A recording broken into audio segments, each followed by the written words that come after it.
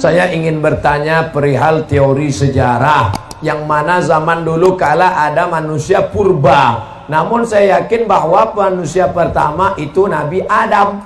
Lalu apakah manusia purba itu benar-benar ada, Pak Ustadz?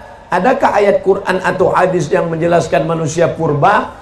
Nabi Adam panjangnya situna zira'an, 60 hasta. Saya berapa hasta? Satu hasta nih, dari ujung nih ke sini. Satu hasta, 2 hasta, 3 hasta, 4 hasta. Karena kita udah lama kenal, tambah sedikit, 5 hasta. Nabi Adam 60 hasta. Kalau begitu Nabi Adam panjang sekali. Lalu kemudian berkurang. Anak saya ini last edition, yang paling kecil. Sedangkan manusia purba itu jutaan tahun yang lalu, dari fosil-fosil yang ditemukan dalam tanah. Sedangkan dari Nabi Adam ke Nabi Muhammad SAW tidak sampai jutaan tahun. Maka kita sebagai orang yang beriman meyakini manusia pertama adalah Adam alaihi salam. Kita bukan evolusi dari makhluk purba, monyet berubah jadi orang. Bukan. Kita bukan monyet. Ada yang mau ngaku dia monyet? Enggak ada. Itu teori dari Darwin punya. Kata Darwin, namanya Charles Darwin, dunia ini isinya air semua, nggak ada tanahnya, air. Lalu air ini disinari cahaya matahari menguap, lalu muncullah tanah. Lalu ikan yang dalam air berevolusi naik ke darat, manjat pokok kayu, berbulu jadi monyet. Monyet tadi berevolusi jadi orang. Ini teori masih diragukan. Kenapa? Karena kalau monyet itu berevolusi, kenapa setelah jadi kita kok nggak berubah lagi? Abdul Somad, kenapa Abdul Somad tidak berevolusi jadi makhluk baru? Pakai namanya gitu? Nggak ada. Ini menunjukkan bahwa manusia bukan evolusi dari monyet, tapi manusia memang makhluk yang berdiri sendiri, diciptakan Allah di surga, lalu dikirim ke dunia.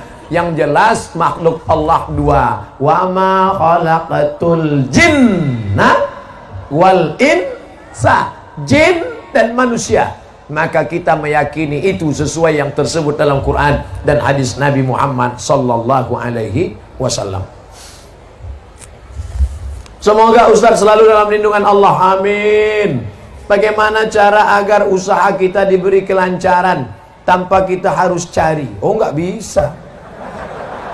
Oh, masih ada sambungannya. Tanpa harus kita cari pelaris, dan selalu diridhoi Allah. Pertama kali masuk warung ketika pagi, yang punya warung jualan, toko, ruko, dagangan di pasar, pertama kali masuk pagi baca Fatihah 1 kali, Qul huwallah 3 kali, Qul a'udzubil falaq sekali, Qul a'udzubin nas sekali, ayat kursi sekali.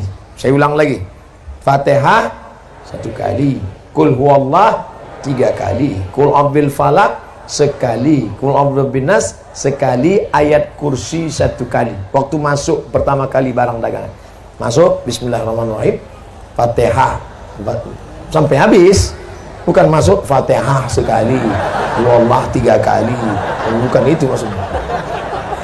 Karena ada orang ketika mabuk, ini mabuk nih, dia pakai narkoba, mabuk, datang temannya, istighfar.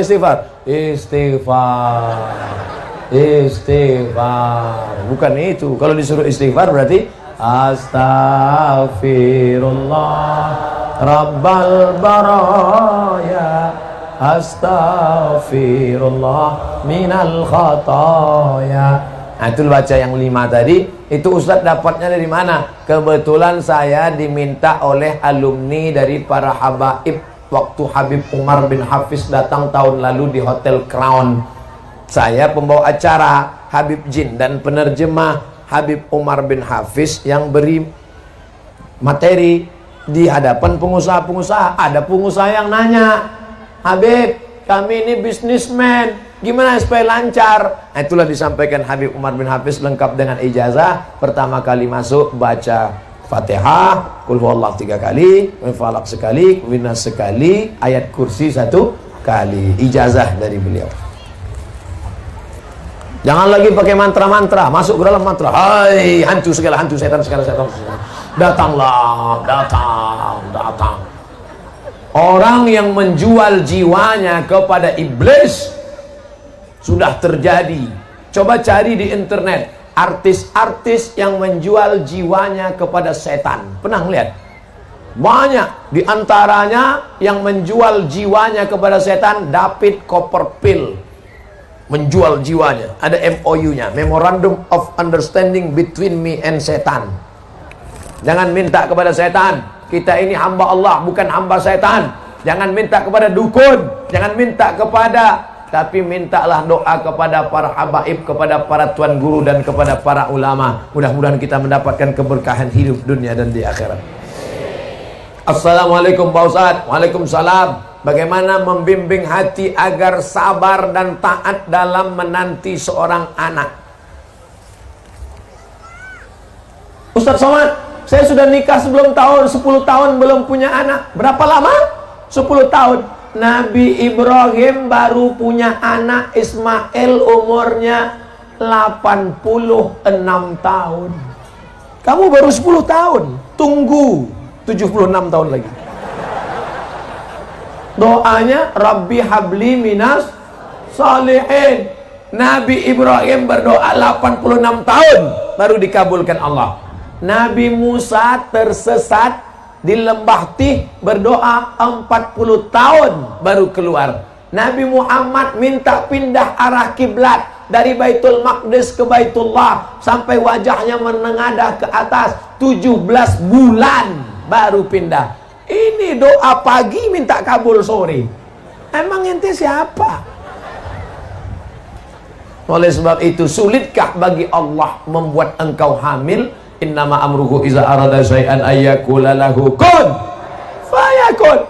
Sudah diponis ini istri mandul, namanya Sarah. Sarah nggak mungkin punya anak, mandul, sudah tua. Tapi apa mau dikata, Allah punya kuasa. Akhirnya Sarah punya anak setelah Nabi Ibrahim berumur 99 tahun. 99 tahun jarak antara Ismail dengan Ishak, 13 tahun. 86 tambah 13, 99. Semua orang mengatakan Sarah mandul, gak mungkin punya anak. Ibrahim nikah sama Hajar, Hajar melahirkan anak Ismail, Sarah melahirkan anak Ishak. Allah punya kuasa. Oleh sebab itu jangan buka cabang dulu. Mana tahu yang pertama ini melahirkan.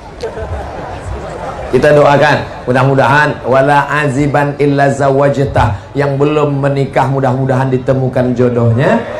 Wala raghiban illa anjabtah, yang ingin punya anak diberikan anak yang soleh dan solihah.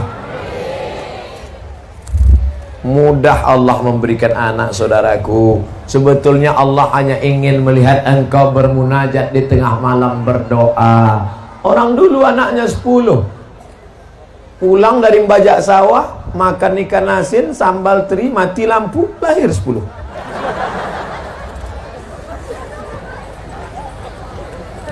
Ustaz, apakah ketika orang tua sudah meninggal dunia, masihkah bisa memberikan doa-doa untuk anaknya, Pak Ustaz? Orang tua sudah meninggal dunia, apakah dia masih bisa berdoa kepada Allah untuk orang yang masih hidup? Iza matal insan, kalau manusia mati, inqoto'a, putus amalnya. Maka menurut ulama yang putus amalnya itu adalah amal taklifi. Itu maknanya. Yang putus itu amal taklifi. Orang meninggal tidak wajib sholat, orang meninggal tidak wajib puasa, orang meninggal tidak wajib umroh kalau mampu, orang meninggal tidak wajib bayar zakat.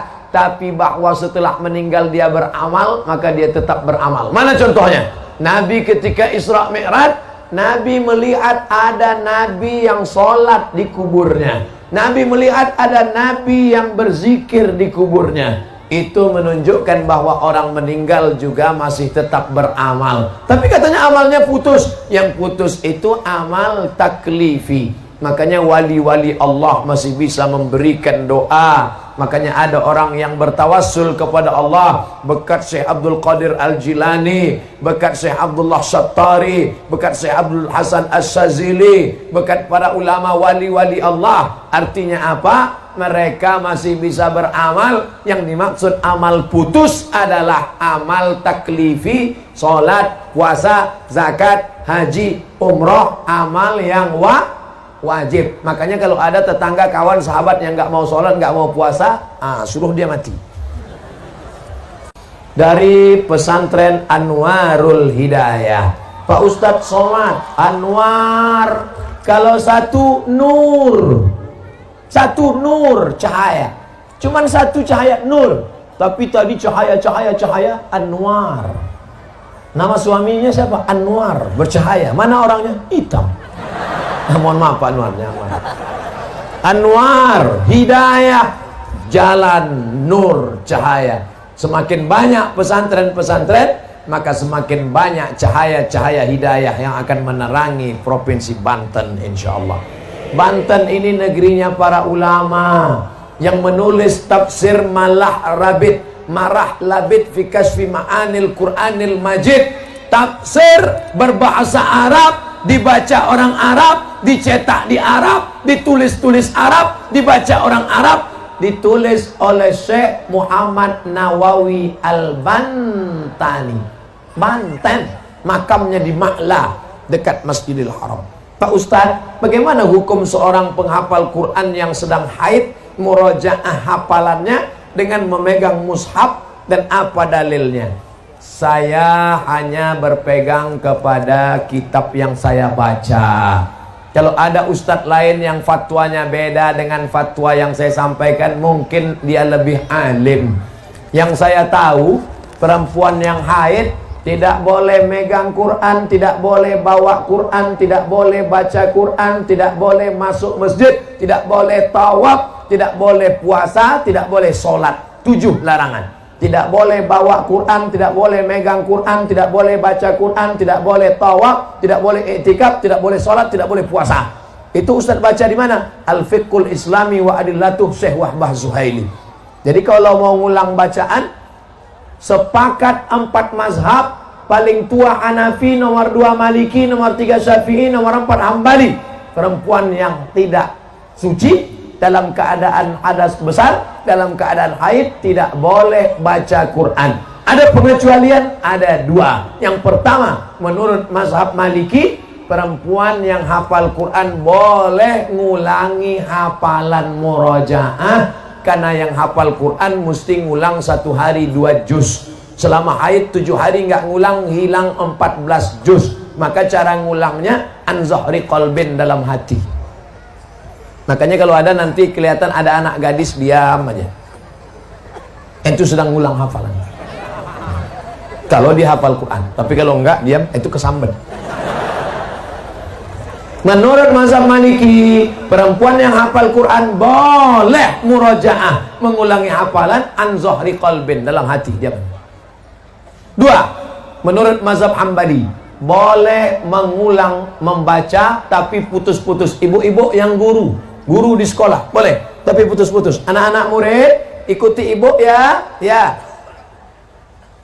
Ya ayyuha allazina amanu ittaqullah haqqa tuqatih. Boleh. Jadi yang boleh mengulang hafalan 2. Pertama, perempuan yang hafal Quran. Yang kedua, guru ngajar di sekolah untuk putus-putus, potong-potong, menurut yang saya baca.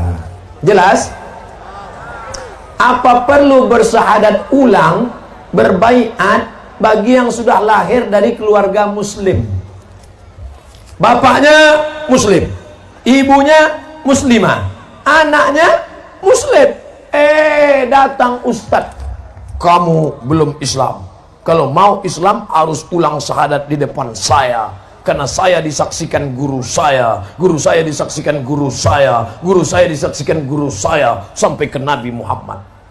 Tapi bapak saya Islam. Bapak kamu nggak diakui Islamnya karena belum belajar ke saya. Ini lagi tren nih sekarang. Maka ada jamaahnya yang datang ke saya, Ustaz Somad, kata guru saya, Islam saya belum sah kalau belum bersyahadat depan dia. Apa pendapat Ustaz? Bawa gurumu ke sini biar saya syahadatkan. Bawa guru kau ke sini biar ku syahadatkan. Ini UUD aja, ini UUD. Aliran-aliran model begini, UUD, UUE. Ujung-ujungnya duit, ujung-ujungnya wanita. Kalau yang mau syahadat nenek-nenek, dari jauh aja. Kalau anak gadis harus di sana. Orang yang sudah bersyahadat, bapaknya Islam, emaknya Islam, tidak pernah diulang Nabi lagi syahadatnya. Yang masuk Islam awal, itu yang bersyahadat. Maka kita jangan terkecoh dengan aliran-aliran begini. Insya Allah, yang belajar kepada Tuan Guru, yang belajar pada Kiai, yang belajar di pondok pesantren, dia tidak terkecoh, tidak terpukau, tidak pusing dengan yang begini-begini. Tapi yang tidak pernah belajar di pesantren, yang tidak pernah belajar Al-Quran, yang tidak pernah belajar ilmu agama, dulu SMP, SMA, kuliah, sarjana, nggak pernah belajar agama, tiba-tiba datang yang begini, dia pusing. Makanya anak-anak kita dimasukkan sekolah agama.